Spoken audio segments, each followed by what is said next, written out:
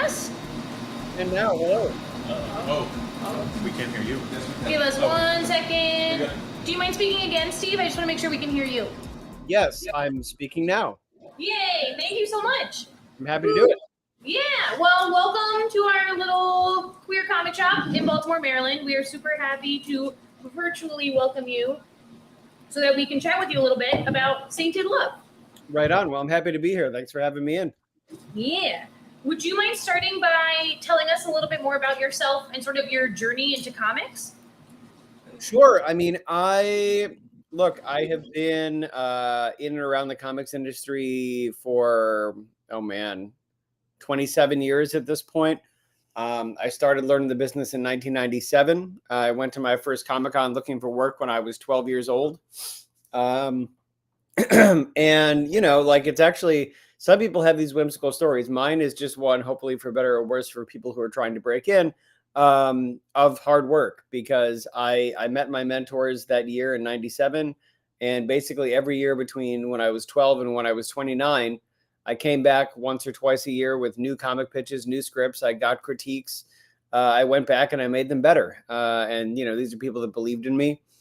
They said when I was professional level, they would make sure that my work got published. And sure enough, come when I was 29, my first work came out. That was Undertow. My first long form work came out. That was Undertow from Image Comics. So it's an almost 20-year overnight success. But I like to make it clear that it took a long time for me, because some people think if it doesn't happen in the first year or even the first 5 years, then maybe it won't happen. But, it could always be the day after you quit. So my story is one of keeping going and always honing my craft. And to be honest, that never stops. It's 10 years of being a comic writer for me this year. And there's always new stuff to learn. There's always ways to get better. There's always new ways to learn from your peers. So it's an ongoing process. Quite a diverse bibliography to your name. You've written for like virtually every major publisher. You write in superhero genres and everything under the sun. But I'd love to talk a little bit more about this unique buddy that we have here and where the idea for this story came from, for Sainted Love. No, sure. In a way, I said this in other interviews, but it's true. Like, in a way, a lot of my career was building towards Sainted Love. It pulls together a lot of disparate things that I'd written about. You can clearly see the DNA of Midnighter in Sainted Love, even though it is not a superhero book. It's still a punching in the face book. But it's not just a through line from Midnighter. The stuff I did with Virgil, I try to say something new when I do queer rep and queer stories, just because I've been around. I'm getting to be an old guy, so I'm trying to always say something new. So that goes for things like Martian Manhunter. It goes for things like Virgil, which I said. It goes for Kill a Man. But with Sainted Love, I had finally found a way to share something that's important to me, which is which is our history. I live in Boston. And never mind like history, but I always wonder what even the modern day looks like to sort of to the elders in my community, my neighbors who are in their mid to late 70s now and who have lost multiple loves of their lives to a horrible virus and things like that. Never mind not being able to live openly for early parts of their life, compared to the relatively cavalier way I talk and act. Never mind to like my younger cousins who are in their early 20s and are coming out in high school now and middle school. And, it must seem almost like a different world to them. So that's another sort of genetic through line to Sainted Love. I created the character Somnus at Marvel as sort of an homage to our queer elders. I can't give them a second chance at life. So I used Krakoan Resurrection to give a character like them a second chance. And that was sort of my nod to our living history. Sainted Love is my nod to our greater history. This idea that we have always been around, but it hasn't always shown up in history. It hasn't always gotten told the way it happened or the way, we know it was. The simple fact that we've always been here isn't something that's widely acknowledged. So after a decade, I had a little bit of cultural cachet, professional cachet, and it felt like the right time to tell this story in a provocative way. That's why Vault was the right place to do it. I can't say that it's like original Doctor Who, because original Doctor Who was for kids and this very much is not. but it's like original Doctor Who in that it's an adventure story that hopefully thrills you and excites you, but also teaches you a little bit along the way. We took the blueprint of the original Doctor Who in that way, which is to say it was, it's a fun story about traveling time, but also a way to learn about history. Now it's a way to learn about queer history. So I like to say that it's the culmination of a lot of things in my career, because I don't think I could have told this story 10 years ago, both from my craft standpoint and a my standing in the industry standpoint. So, and these are things that are important to me. I think it is, of course, vital to push for equality even further and our rights in day-to-day life. But I think it hampers us to not acknowledge and be aware of our history. So if I can push those ideas forward and those concepts forward in a way that's exciting to people, which is what Sainted Love is about, then all the better, because I am the guy, shaking my fist at the sky that when I go to some reading group, nobody knows what the first gay American novel was, or and I sound a little bit like get off my lawn when I say that, but rather than complain about it, I figure what I should do is start doing some things that open people's eyes and educate people. So hopefully this is the first of many projects like it that are exciting and that sort of shine a light on different parts of our history, both in literary history and real history, and let people know that we've been doing this and around for a lot longer than people think. Yeah, like you said, we've always been here. How did you decide which points in history to best reflect in the story? I mean, I'll be honest with you, like sometimes there's a sexy highfalutin answer, and sometimes the answer is these are the periods of time that are most exciting to me. And hopefully we get to do more, because there's a lot more to touch on. But with this first collection and first 3 issues, we set up all the things that I was already well researched in, because they were very, very interesting to me. Like I love the celluloid closet era. I love Sergius and Bacchus to the extent that I have a passion play that I need to finally get around to doing the script for, which is a full-on queer passion play that's sort of based off the Passion of Joan of Arc, the silent film, but it stars Sergius and Bacchus. So I've always been really, really big into those 2 periods of queer history. And as far as the original time period, other writers again might give some sort of highbrow answer, but the truth is that the turn of the 19th century is one of my favorite periods of time. So I hadn't gotten to really do anything with that time period in a large way creatively. So when the chance arose, I of course leapt at it. But it is not just that as well. There's a lot of wonder to the early 1900s. It's post-industrial. But we haven't figured everything out yet. That's when the Time Machine was written. That's when, within a couple decades of that, you'd have the World's radio broadcast. We were on the cusp of this hyper interconnected world, but the shadows still existed. Mystery still existed. And the world was a lot bigger in a way, because we couldn't know and figure it all in a matter of seconds. So I've always found that to be a fascinating time period. It is probably my favorite time period. So if I was going to pick heroes to an original, they were almost always going to be coming from there. Could you talk a little bit about our 2 main characters, about Mac and John, and sort of how we get sort of dropped into their journey, into their love story, into like sort of a turning point in their relationship? But how do you see them having maybe met or come together or fallen in love? I think, with the time period, I would assume that a lot of their coming together was chance and happenstance. It wasn't a particularly safe time. Not that it was impossible, but if you look at things like, of course, like the Obscenity Trials with Oscar Wilde and Sins of the City on the Plain by Jack Saul, it was a scandalous time for queer people. So I think, like, even going into the early part of the next century, or or rather the early part of that century, they probably met through friends, through a network, because you couldn't necessarily be out there in the way you could even 50 years later. Not that was super, super open, or even 30 years later in like the Truman Capote era. So I think that is how they met. But I think as to how they fall in love, I think they fill each other's the whole. I can't say that. That would be a bad pun. I think they complement each other well. They are, they're like the idea as characters. Irina is a dreamer, and as Wolf says, he has these big ideas about how to make the impossible possible. But Wolf is the guy that rolls his sleeves up and gets things done. He keeps the lights on, quite literally. So I think that's why they work as a couple. And as to where they come from, I mean, those are the two sides of my personality as characters, especially with Wolf being bisexual. If I have a pet cause within my pet cause, it has to be the sort of unique struggles of being bisexual in what is often a binary space. And that might be more generational, because I think that those things, I see them matter less to younger folks. But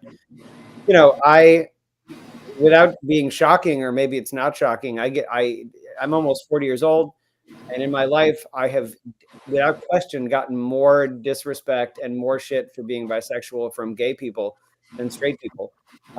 And so if I'm going to talk about something like that, like bisexual erasure or the double standards of bisexuality, it's going to be an original. So, as to that's how they got together, and also where they came from, because they really represent two sides of my personality as characters.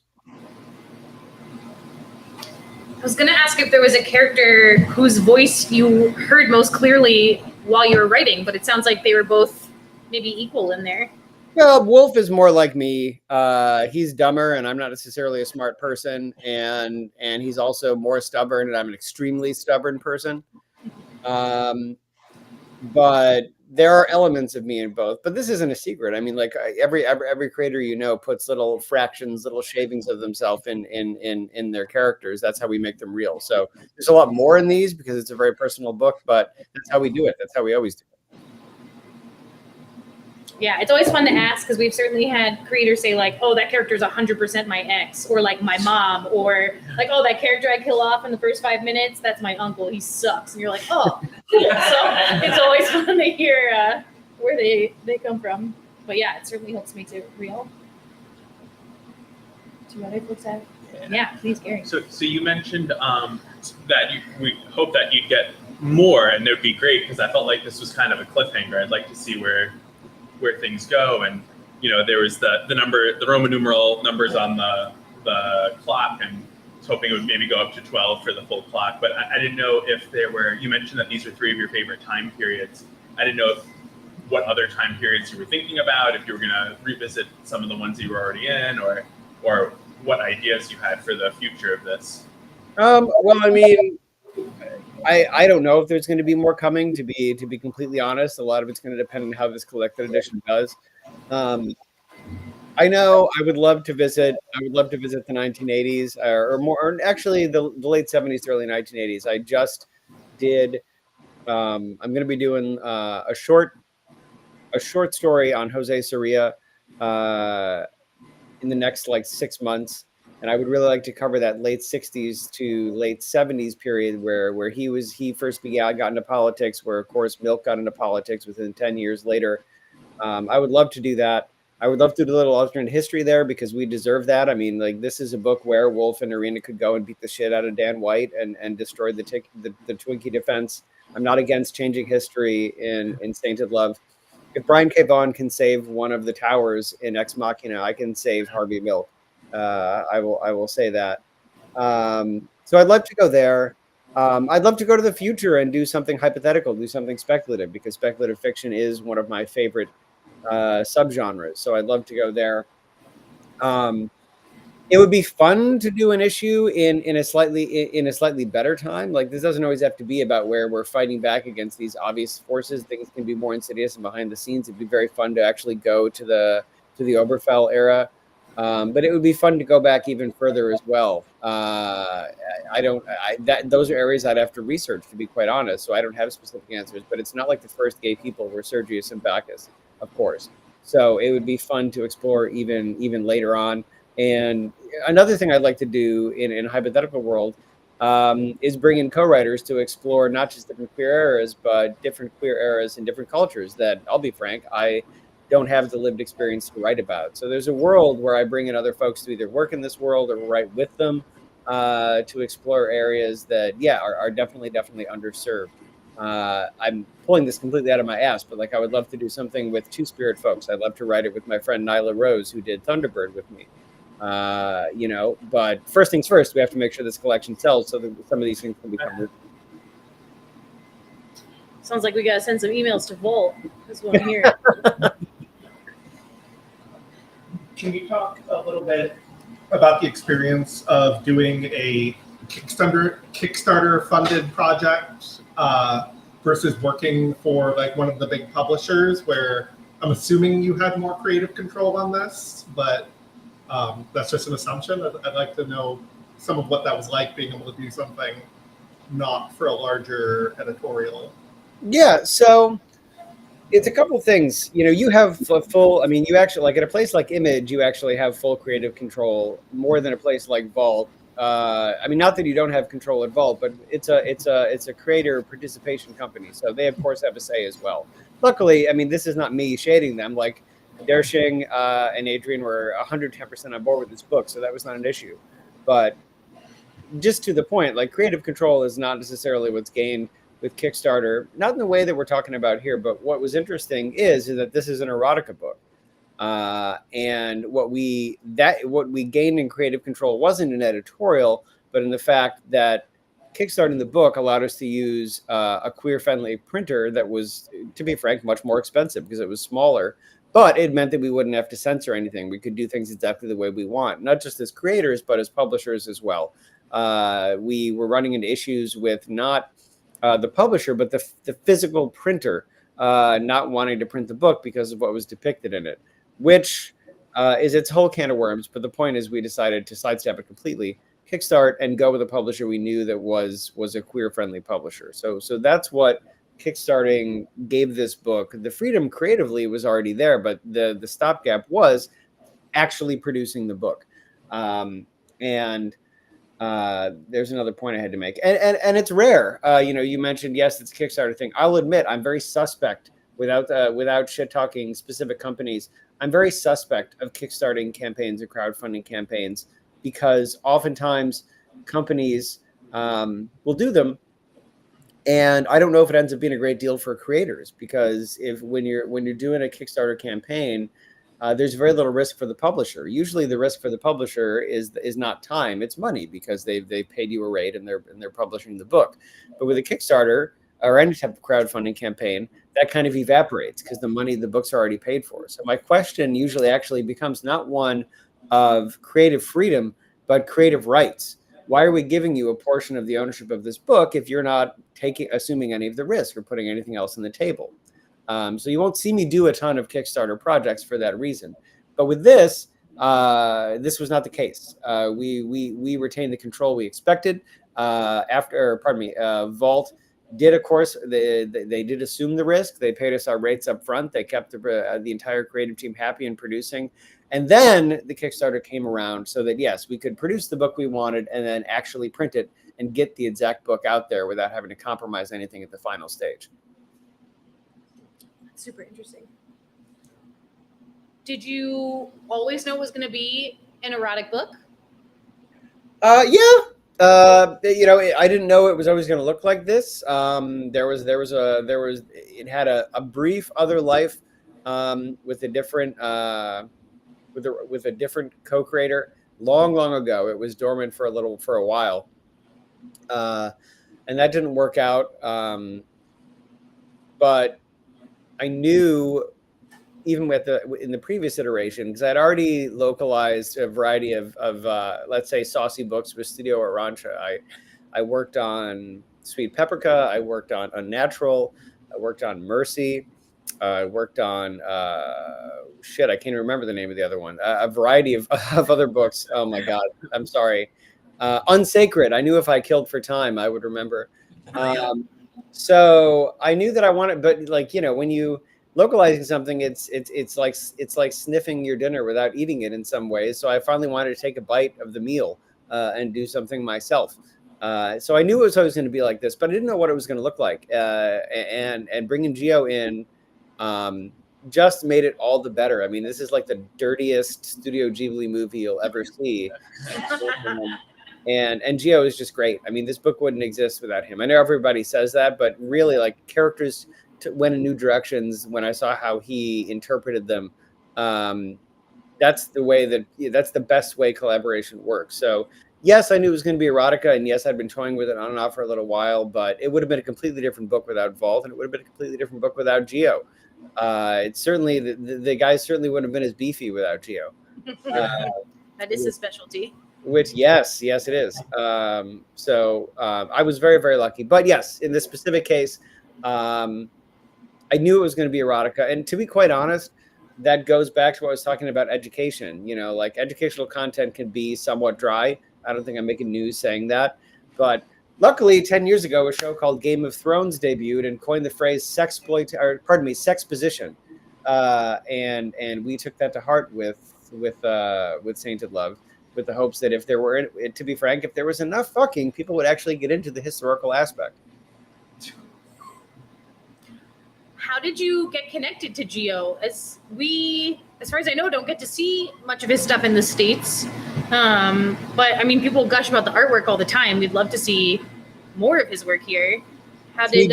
So I will say, if you look him up, yes, he doesn't have a ton published in the States, but he does do. It's not a Substack. It's a different type of subscription service, but he does have an ongoing book that he publishes, a story that he publishes through a subscription that everybody should check out. So it is possible, and I keep trying to get him to let me translate some more stuff and bring it over here. So stay tuned. But to that end, you know what? I'm going to tell you guys the truth. I don't remember because the book started a long time ago. I mean, it was one of two things. It was either Vault found him, but more likely is that I found him through Studio Arancia, who I work for. They are sort of the gateway to Italian talent. And he is really, really tight with Davide and Mirka and Delfo, who I work with all the time. So I think I probably brought him in. You just see how the mind of a freelancer works when you have been writing all day. So let's say that I found him through my Italian connections and keep it mysterious. Love it. Other questions for folks? No. Do you have other questions? I just have a quick question, or not even a question, but you keep bringing up like the queer history. I found it really cool and interesting that there was a trans man in one of the orgy scenes, and I honestly didn't bother to look it up. I was like, oh, did they do top surgery back then? And I'm like thinking about it. Is that something? Was that the artist's decision? Was that just something you researched, something you threw in? So it was actually, I'm glad you brought that up. So I believe they did, but to your point, you know, when I do a book, everyone is part of the team. So for folks, I'm sure you've had other writers in here, like writers, in my opinion, are not in charge. We are the first person to hold the baton in a relay race, but we're not in charge. We're part of a team, and to me, that includes editorial, who, if you want to carry this tortured sports metaphor, are the coaches. So the trans folks, I'm happy to admit, I don't get everything right all the time. Something other writers may not say, but that's the truth. And in the case of trans folks, I wasn't sure. I actually had the thought you did. Who actually set me right on that was Dershing Helmer, one of the editors. They themselves are non-binary. And they said, no, this existed and they should be there. And of course, once I knew that, I was like, yes, absolutely, 110%. So it actually came from the contributions, not of me or Geo, but of the actual editorial team. And their own experience and knowledge, which once again, that's a win-win in my opinion. They're valued members of the creative team, so I was happy to take that and put them in.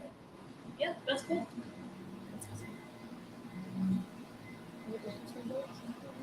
Or just a comment too, but not only the inclusion of trans folks, but the inclusion of a wheelchair user, I also really appreciate. I feel like much like queer folks, we don't think a lot about disabled history, especially disabled history within the queer community, and I appreciated that small little nod to that community. I appreciate it. That's something in a weird way not in a weird way, I don't know why I said that, but I became aware of that much earlier.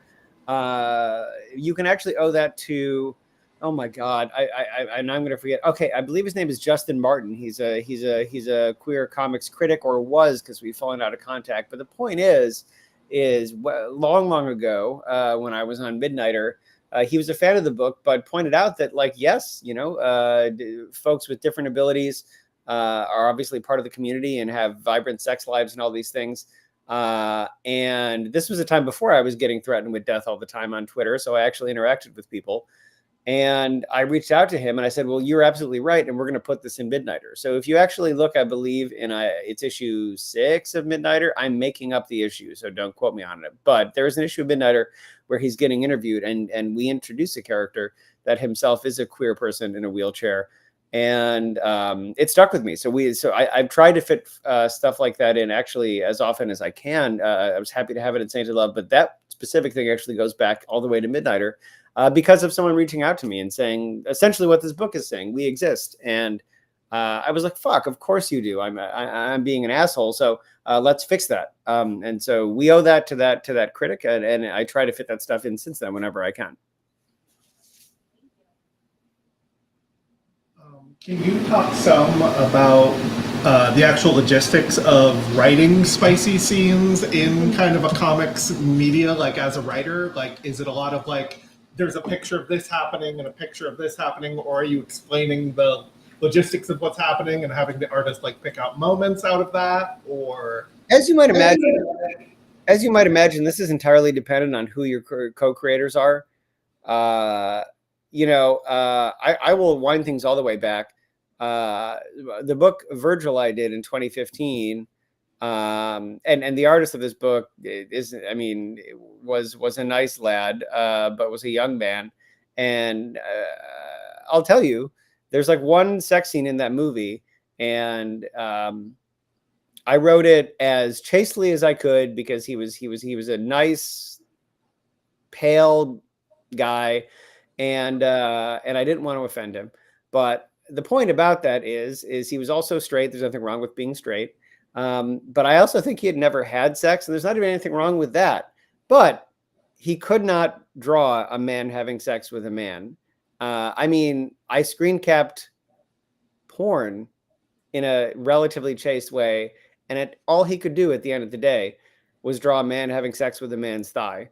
So I had to actually Photoshop. If you pick up a copy of Virginal, you will see it. I had to Photoshop the ass and move it over. So things lined up in a way that wasn't at best intercurral sex, which I don't think he knew about. So it's dependent. But in the case of that's the nightmare story, right? Well, the nightmare story is they don't draw it because they're weirdos. But like that's my nightmare story. In the case of Sainted Love, nearly everyone involved in the creation of the book was queer, either on the sexuality or gender identity spectrum. So we didn't really have that issue. Everybody there knew what the words meant, what the buzzwords meant and all those things. The real challenge was varying what we actually showed up, because it was the equivalent of 6 issues, because they were 3 double-sized issues. So we've gone everywhere from I've done very nice, very, very, very, very demure. I can't believe I just said that now. It's ruined. That was a word before. I hate when the internet ruins things. But so very demure descriptions to, in the case of Sainted Love, everybody was adults. And Adrian posts saucy content on Instagram all the time. So like, to be quite frank, there was just sex position GIFs in that script. So that everybody would know exactly what was going on. And I never linked to things like that before. I never linked to like the Randy Blue website, but sure enough, in Sainted Love, there it was. But everybody was happy to find it there, so it worked out.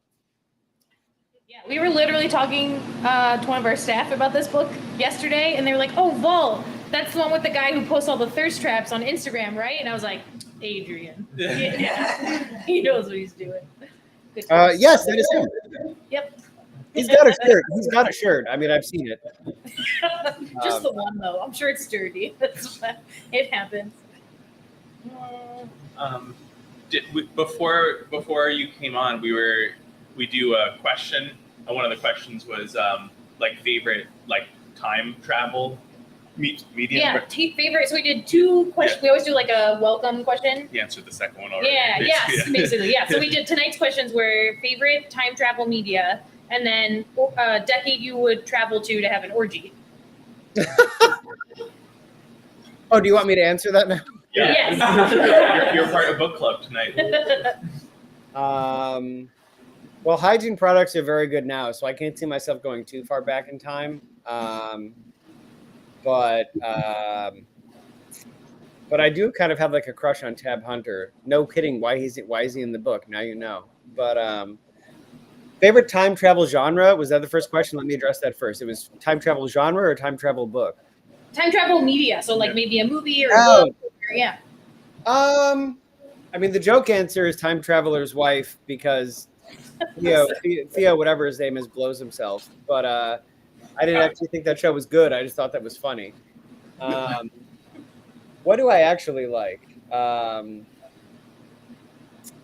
feel like I just saw something, and this is an easy answer. I love Doctor Who. It's not even a cool answer, but I was like searching for the answer, some sort of like cool indie movie that only I had seen. But the answer is that I love Doctor Who. I mean, it's a bucket list property for me, and specifically Peter Capaldi Doctor Who, for folks who are wondering.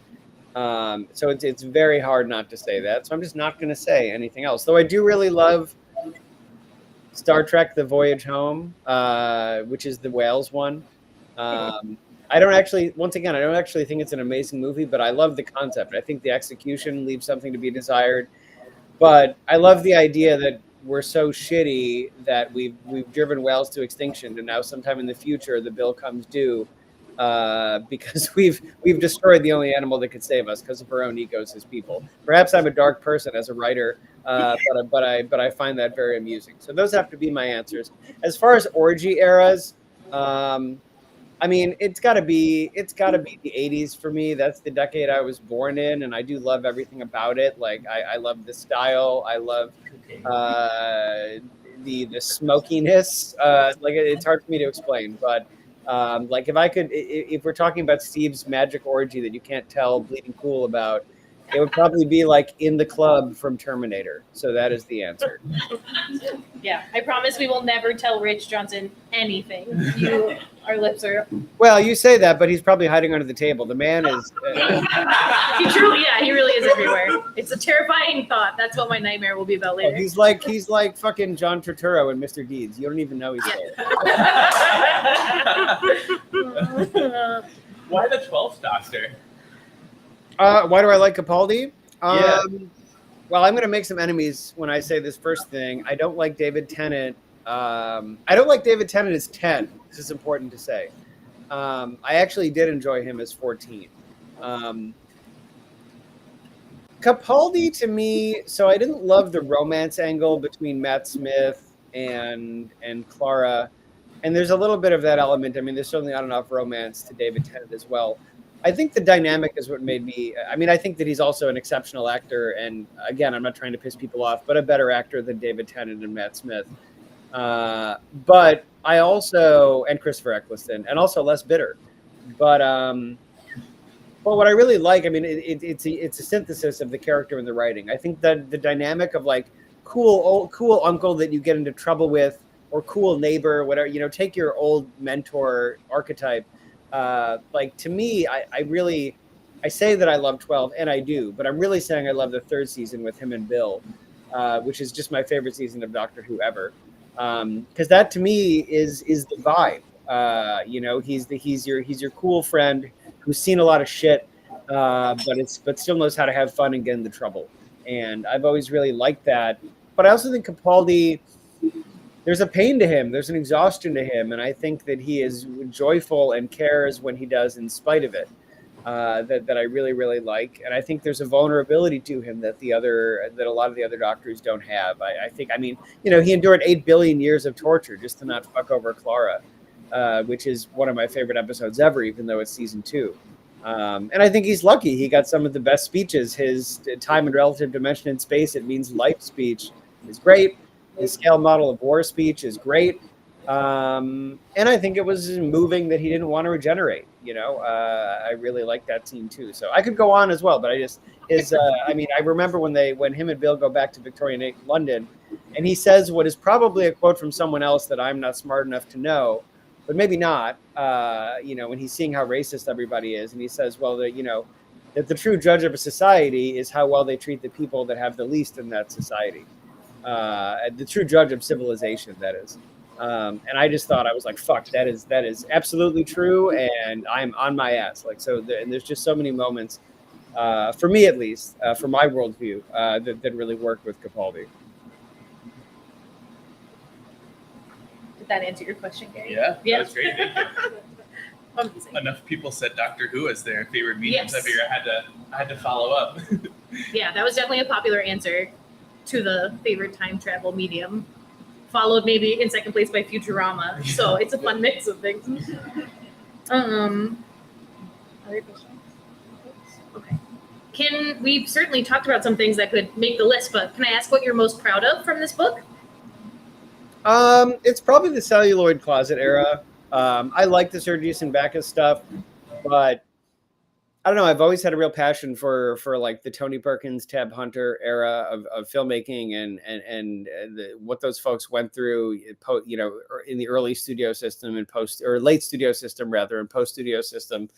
And we also, you know, got to showcase a bunch of people in that era, even more than the people that were obviously Tab and Tony. You know, we didn't just get to showcase them, you know, and say, oh, like, you know, white gay guys existed. We got to feature early trans people, early trans activists and things like that. So, and it got to be a brunch, which once again, I think I would jokingly say is a big part of our culture. So, it has to be that era for me, just because it's one that I think a lot of people, I would argue don't really know about. As much as they should. And I think for younger generations, it's not so far away that it feels like ancient history or unattainable. And that's not to say that the Sergius and Bacchus era wasn't important. It is extremely important. Not to say that the 1900 one wasn't important, or 1907, pardon me. But it feels like that's just beyond, you know, it's just outside the door of history. And so I was really, really happy to work there. And it has some of my best puns. It also has some of Geo's best reactions. On a base level. I don't even know what page it is, but when Wolf shows up and it just randomly drops his pants, like Geo drew this gay being like, and it's one of the best reactions I've ever seen in a comic. So there is that as well. Oh yeah, There we go. it's We perfect. found it. Yeah, it's perfect. They're also We got good. it. Yeah. Until you see Sweet Pepperca open for business, which let me tell you, it's out in November. And if you think Sainted Love is a blast, without downing my own work, this is a very different book. But I will say I am at least as excited, if not more excited for it. So we'll talk about that after it's out. But if you like Sainted Love, I promise Sweet Pepperca open for business will hit that same spot. With more intensity, and that's as much of a double entendre as I will offer on this book club. Well, Lisa, I was going to ask if you can share anything about some upcoming projects you have. You certainly keep yourself busy.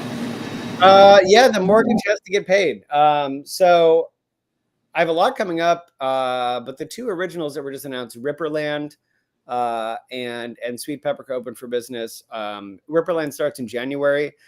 It is essentially Westworld meets From Hell, but it's also a queer crime romance. Pardon me. And I'm writing it with John Harris Dunning, who himself is a queer writer from the UK. This is his first sort of mainstream American work. Although he has a horror book coming out right now from Dark Horse called Summer Shadows, which you should all check out. It's a gay vampire romance set in the Greek islands. Which is very, very fun. But Ripperland, I just think there's incredible alchemy between myself and John and Alessandra Oliveira. And I'm really, really excited for folks to see that book. That's out in January. And then, of course, there's Sweet Pepperca open for business. That starts in November. It features Aubrey Jean and Persica, the characters we introduced in Sweet Pepperca Black, White, and Pink, which was actually just up for an Eisner over the summer. We didn't win, but it's nice to be nominated. I localize everything Studio Rancha does.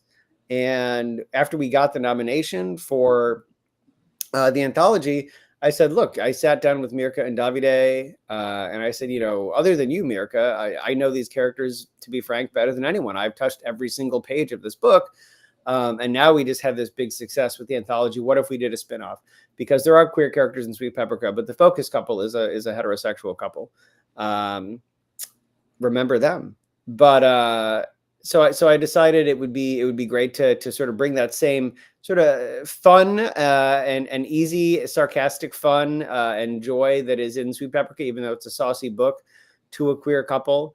And that is in open for business, and it's there in spades. I'm working with Emilio Pilu, the same guy that did my short or a short in the anthology. from last year, and this is a full-on office sex comedy. Like, it's a rom-com. It is not a punch in the face book. So like, I really haven't done that type of a straight comedy before, or a romantic comedy, if you will. And I'm just super, super excited about it. It's my fiance's favorite book. You will see a depiction of a threesome in it that is not realistic, but it's very amusing. And Emilio's art is just incredible. It's like, I was on Pop Culture Squad last night, and I told them, which I bring up because Bob Harrison is also Baltimore, so you might even know him. But it's like he has a little John Malkovich window into my brain, because things come back in the script that are just elevated with these anime touches and high energy touches that, as an American comics reader, to be honest, I wouldn't even always know when to call out, but he just has this intuitive sense of how to elevate these moments. And I smile every time I review the book. I'm really, really excited for people to see it.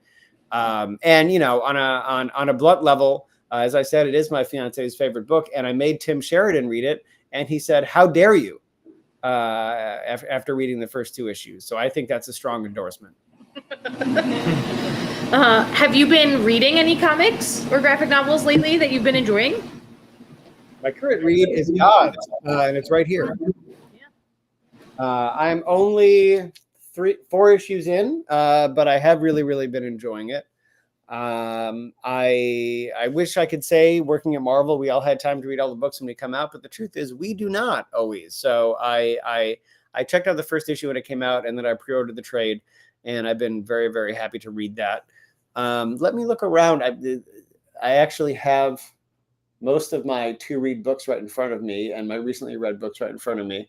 I think next up for me, you might have seen that Abrams just re-released the Alex Ross Uncle Sam book, with a gorgeous new cover. This was like a Vertigo release originally in the late 90s. So I'm very excited to read that. I seem to remember it being pretty critical of our foreign policy. So I hope that's true, and I'm excited about it. What else do I have? I have Salman Rushdie's book about his attack in Buffalo, which is called Knife. That is also very close to the top of the pile for me. And then I have a book called Fabulosa, which is also near the top. And that is about Polari, which, if folks don't know, was sort of a gay version of, do folks know what an argot is? Do people know what an argot is? I'm going to guess, listen, I live in a rabbit hole, so do not be offended if you do not. But an argot is kind of like, you know, like carnival speak and things like that. It's like a version of a language that people use to sort of disguise their discussions and what they're talking about. But the point is, Fabulosa is about Polari, which was a gay argot, a queer community argot from the mid-century that I'm very excited to read. So those are my next up, and that's my reading right now, the Gods collection. Nice. Do you have any questions for us? You do not have to, but if you do, we'd be happy to try to answer them. Well, I mean, it is, if you see me leaning towards the screen, which is funny because, again, I'm not with you, so that doesn't do anything. It's because I sometimes have trouble hearing people in the back, but I'm interested what type of, you know, not from me, but when you sit out here and do this club or visit the store, I remember years ago, I was at FlameCon, and Greg Pak, who is smarter than I will ever be, someone asked him what was next as far as diversity. And he said, well, what's next is a diversity of diversity, because there's not one monolithic queer story. There's not one monolithic story from any culture. So we tell authentic stories, and then we tell them again, and then we keep telling them. So we've made huge strides in the past decade, but there is still a long way to go. So my actual question is, what do you want to see on the stands? And this is not weird market research. I'm not going to steal your suggestions because I am a busy motherfucker, so don't worry about that.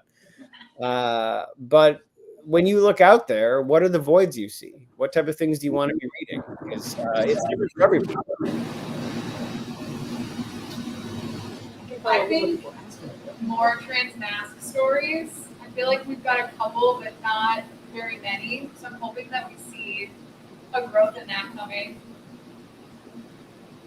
Yeah, Okay, maybe a variety in more lesbian stories. You tend to just kind of get the flannel bush with like a femme and that's it. It'd be nice to see more variety in that. I apologize. This is not what you said, but it sounds like you said the flannel books, which. Oh, like flannel bush. Oh, I was going to say, because that would be funny, but I'm sure it's not what you said. Yeah. I agree, absolutely, so far. And the nice thing is that I can't take your ideas because these are books that someone else should write and not me. So I support it even more. Yeah. Wasn't talking last month about wanting more trans femme stories too? Yeah, I mean, we get a lot of requests for truly any genre, but probably most of the time for fantasy and science fiction, trans femme protagonists with like a non-trauma based storyline. We get like daily requests for those kinds of books. And yeah, the list is short. The number one thing that I want is just everything to be longer. Yeah. I just feel like so many stories, like there's only one volume and there's so much more like depth to the stories and the characters that we don't get to see. And so every single time we read a story, my main thing is that I just want it to be longer. So I would like really massive volumes of every graphic novel. I understand that. I mean, let me tell you, we all agree. What you've hit on there is unfortunately something the industry hasn't been able to figure out because, well, to be frank, if the books sold at the numbers publishers need them to, they would be longer. But that is not a blame passed on to the retailer, who is our actual customer, or the readers who are their customers. That's a misnomer. What it really means is that these books need to stop being judged by the rubric of a mainstream book, because, you know, when you put, at least in the big two, I can say this, and this is not like, I'm not making news. I've been saying this for years. When you put out, like, say, this doesn't even mean queer content. Like my friend did Nighthawk, and which was a black-led book, and it was canceled before it came out. Well, here's the issue. You know, we do these books, and all publishers, this is not, I'm not secretly talking about DC. I'm not secretly talking about Marvel. They almost all of them look at this as Field of Dreams, but it's not Field of Dreams. It's not if you build it, they will come, because sometimes there's not a lot of stores like yours, and sometimes people don't feel welcome in the field, if I'm going to carry this fucking metaphor. But so like the reality is that they put these books out, but then they still judge them on the same rubrics as like Superman or Batman. But the readers of Superman and Batman buy in the way that is conducive to that. They come in every Wednesday, they buy in individual floppies, they pre-order, all of these things. But the audiences for diverse content that includes LGBTQ plus content may not do that. They may not have the industry literacy to know to pre-order, and that shouldn't be incumbent upon them anyway. And they may not feel welcome in like a day and date comic store. There's not a lot like the store I'm talking at right now where you're sitting in. So it is a sales problem, but that does not mean it is actually a reader problem. I would argue it's a customer, it's a publisher problem, and a need to reassess that these books aren't going to sell and aren't going to behave like a normal mainstream book, because the readership is not a traditional mainstream readership, and they don't behave the same way. They don't necessarily go to the same places or consume the same way. So that of all the things that have been said so far, I absolutely agree. I actually think it's a holistic industry problem, but I do think it is incumbent on the publishers, who have the most agency, to sort of rethink how we do these books so that folks can get more volumes and the success can be redefined or rethought. Because yeah, like no book, look, I mean, no book like is gonna that features, no book like Sainted Love is ever gonna sell like Superman, which doesn't even always sell that well, by the way. But it's just not. So we need to rethink what a success is for the intended demographic, and I don't think most publishers are there yet. So they have a lot of work to do. Yeah, it's always fun when we go to retailer summits. We're always like the odd people out. We were talking about Marvel subscribers at a recent Comics Pro meeting, and we were like, we have 3 Spider-Man subscribers, and ever like the audible gasp from like elderly white men. They were like, "Oh my God, like your store's gonna go out of business because you don't have 700 people clamoring every Wednesday for Spider-Man." We were like, "Cool, but we have like, 70 subs, all these other titles. Spider-Man's gonna be okay. He's just not at our store, but other places he'll be fine. It's just not at our shop. But we can. I mean, it's Peter is fine. Miles is fine. They're gonna be okay. Kane maybe not fine, Ben maybe not fine, but overall. I was really interested when you were talking about having more like BIPOC diversity in some future books. Like I would love to see more Two-Spirit stuff and more people of color represented in queer stories that aren't, as we were saying about trans femmes based in trauma. It would be really nice to dive into the history of like when that was normalized, or like subcultures of queer BIPOC people. So that would be cool. Oh, I completely agree. I mean, there's an added. I mean, as I said, I wrote Thunderbird with Nyla, who herself is Black and Native and a trans woman, and the first trans woman world champion in all elite wrestling. But anyway, but to that point, I mean, there were things I learned in that book that I never, in two ways, there were things that I never would have put in because I would fear being the person to say it, not having the background.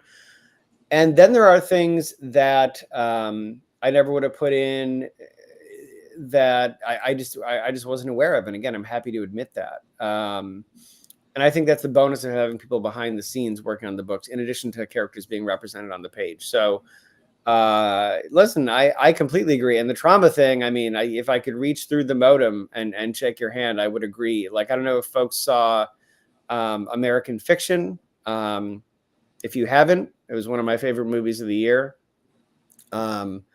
But I, as you might notice, I am white, so I have not gone through what Jeffrey Wright's character does, but I've gone through analogous things nearly every time I pitch a book at any major publisher. Like anytime you have any type of marginalized character, you are still fighting up against the expectations of what people from without the community assume the story is. You either have people who are afraid to touch it at all, because they don't want to offend anyone, and opinions vary on that. I will be honest, I am not a person who thinks that you absolutely have to have lived experience for every single thing you write. But I do think if you don't, it's incumbent on you to do largely additional amounts of research, both first and second hand, and know that some humility is going to have to come with it.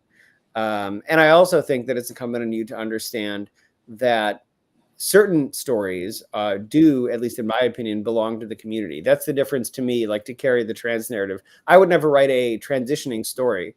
I don't think that's my story to tell. People are free to disagree. I don't think it's my story to tell, but that doesn't mean I haven't included trans people in my work, as we've seen here, because to be blunt, those folks exist and they deserve to be represented. I think there's a lot of people who would not do the latter for fear of getting something wrong. And I don't think that helps either. But then you have like the publishers think there only is one story. It's the trauma. It's fucking Brokeback Mountain. We were happy for a couple years, and then your head gets bashed in with a tire iron. And we're kind of, I feel like we're ready to move past that, and it sounds like we are based on what everybody's saying. So I completely agree. I don't think I've ever, people can correct me because I've written a lot of books, but I don't think I've ever written like a gay bashing story, other than like Midnighter, where someone will make fun of him, but then he like explodes their head with his fingers. So that's kind of the point of the book. I think the only one of yours I haven't read is Rainbow Bridge, because the concept and the cover make me start to well up before I even open it. And so it's just been sitting on our shelf for years. I'm like, I believe that the dog lives forever. And that is the only thing I will ever believe about that book. And there's a rainbow on it. And it's well, the lead that's a good example. I mean, the lead in that is figuring out that he's somewhere on the sexuality spectrum, but it's not what the book is about. So it's just there, it's not spotlighted or tokenized. but it is not. Yeah, that is not the main thrust of the book. The main thrust of the book is the things that you're saying you probably do not want to be reading about. Absolutely. But yeah, but- it is interesting. I mean, we read a lot of sapphic stories in this club, and we talked to an author who had originally written a story that had two butch main characters in a relationship, and the publisher was like, "That's not." The person she was meeting with the publisher, who was a cis white straight man, was like, "That's not realistic," and she's like, "Well, I'm a butch lesbian, and my partner's a butch lesbian, so it feels pretty realistic to me." But like, okay. And they ultimately made her change it, but it's interesting, like you're saying, that there's more than one story, and there's certainly readers ready for it, and it's getting publishers on board to believe that there's interest. Well, and it's too like there's versatility, I think, is really, really important, because every version of what you just said exists. I'm happy to dump on myself because there's plenty of stories of me being stupid out there. Sometimes folks from outside of a community can come in with good intentions, and still sometimes even overcompensate. Like the well-meaning version of this person saying to this author that it feels unrealistic. I'm happy to say it. When I wrote Justice League Rebirth, we did a one-shot with Ryan Choi, the Atom. And again, as you might have noticed, I'm not a Chinese person, so I had to work within what his character was, but I was really worried about making it stereotypical. So I knew he had to be into science and all these things that on the surface were somewhat stereotypical. So I tried to make that a form of rebellion for him. Instead of having parents who were like super, super school focused and all these things, his parents were both artists or performing musicians. And because he didn't want to go into the arts, his love of science actually was a form of rebellion. They were angry that he was going into physics and all these things. And I thought, I was bucking the trend and all these things. Well, anyway, to bring it around, I sent in the script, and the editor, Jessica Chen, who herself is Hong Kongese, wrote me back and said, I obviously understand what you're doing here, and I appreciate it. But to be frank, you've gone so far that this would simply just never fucking happen.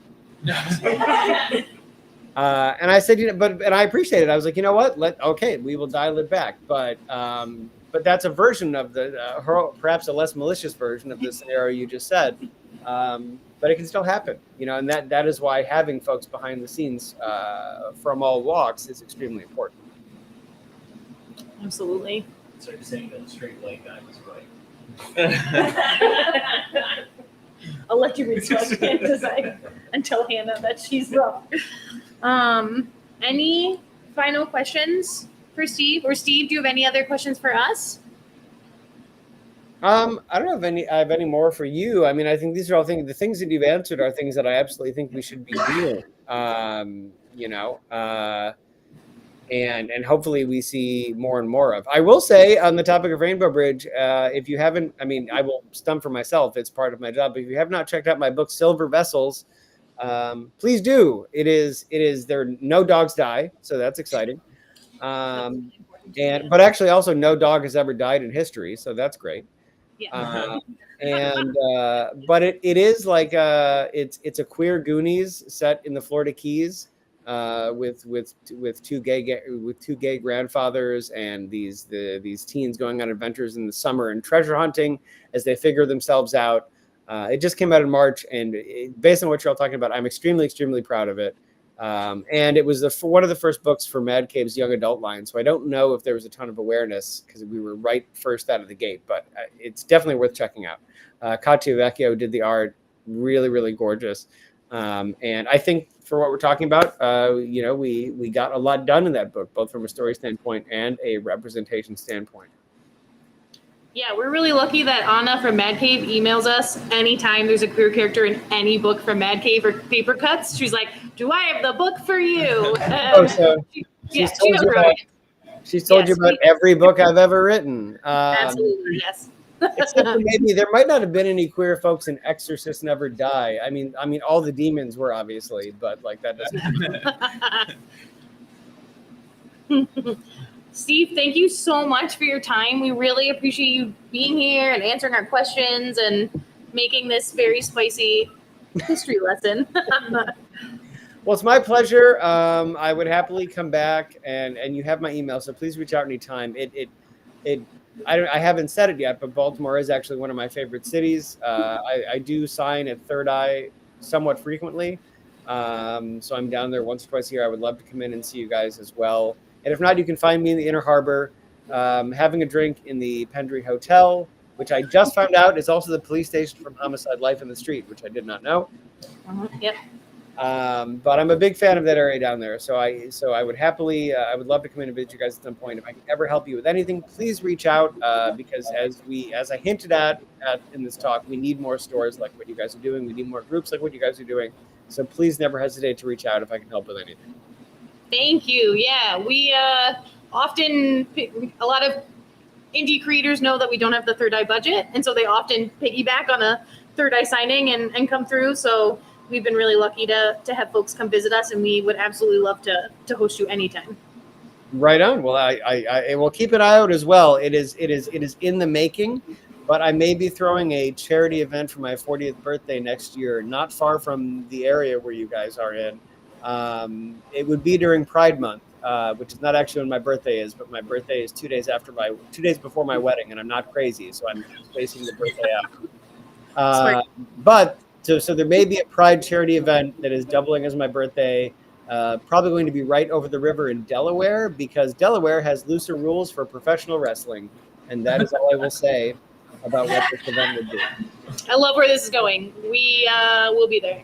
All right, right on. But folks, thank you. I'm going to hop off, but I thank you again for having me. And I will, like I said, if you need anything, please don't hesitate. I'm here and I'm happy to help.